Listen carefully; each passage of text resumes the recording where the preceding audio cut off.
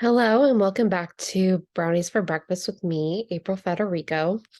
And I just wanted to say thank you for those who have been listening to my podcast. I know it's been a little what do you call it? Very sporadic. That's mainly because I've had a lot going on with the pitch club and also just yeah, just trying to get my business in order and so on and so forth. So, without further ado, let us talk about the truth about overnight success. And I'm just going to give you a spoiler right now. They don't exist.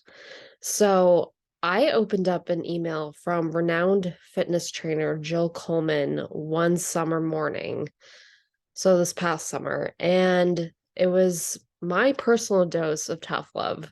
So, the quote is as follows, and it should be a tough love for you too. So, a life spent looking for shortcuts is a long road to nowhere. And it immediately got me thinking. So, picture this: you're young and you're at the park, and you're on the monkey bars. You jump down halfway through because your hands hurt. Then you just walk to the other side of the obstacle. I mean, I don't blame your hands for hurting, but this is the thing about all areas of life, including your health and well being, and even manifestation. And you have to build the calluses on your hands and around the trauma you have experienced. I mean, you can ruminate on what you could have done differently all you want, but is that really going to is that really going to do you any good? No. So, I mean, you can't change who you were yesterday, but you can certainly change who you are in the future. And there's another quote that I like to share. Also, they dub me the quote queen. By they, I mean everyone. So, yeah, you're going to be hearing a lot of quotes in this podcast.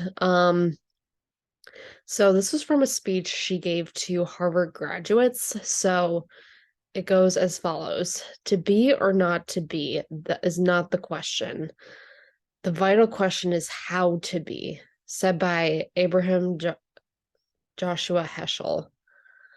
And this will certainly question your thoughts and what you've learned about Shakespeare's Hamlet, which is why I love to question things that mildly or even severely brought me to tears, and not in a good way. So I love questioning the world around me in general, which is why I will always be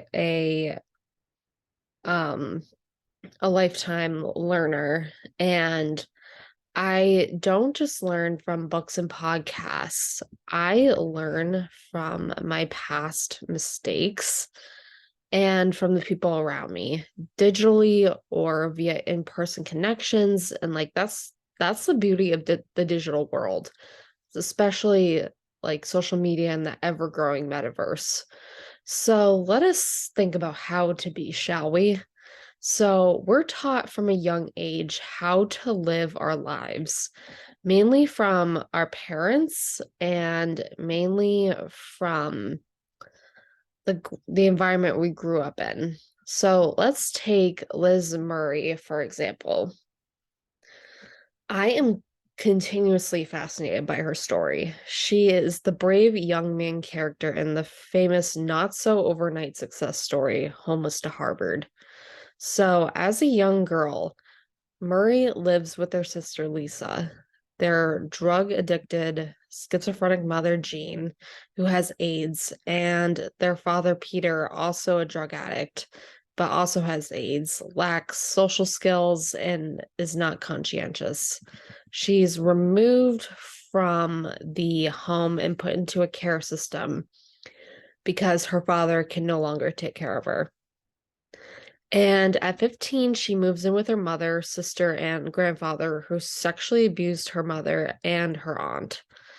And after a fight with her grandfather, who resultantly hit Liz, she runs away with a girl named Chris, who is also being abused at home.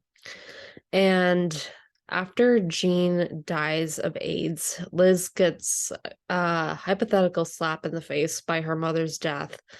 And she begins her work to finish high school, which she amazingly does in just 2 years.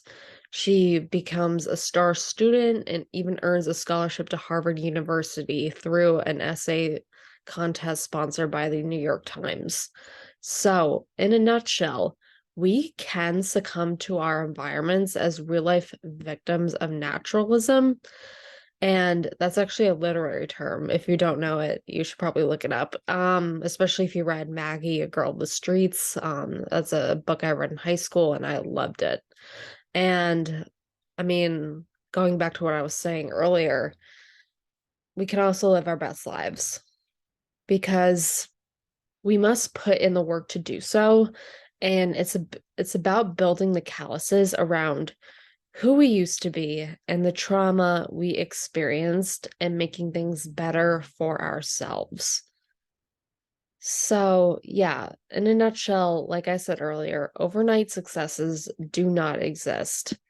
And it's imperative that we actually just like kind of I know I'm like spewing words out of my butt, so to speak, but I we kind of have to plan for a better life than what we're used to.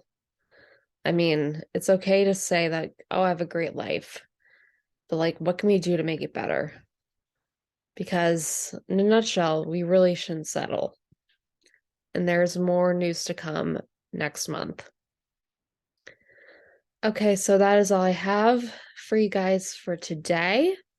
So be sure to subscribe to my podcast. And if you follow me on social media or YouTube, hit that subscribe button and follow my pages. And I'll see you in the next podcast. Okay. Bye, guys.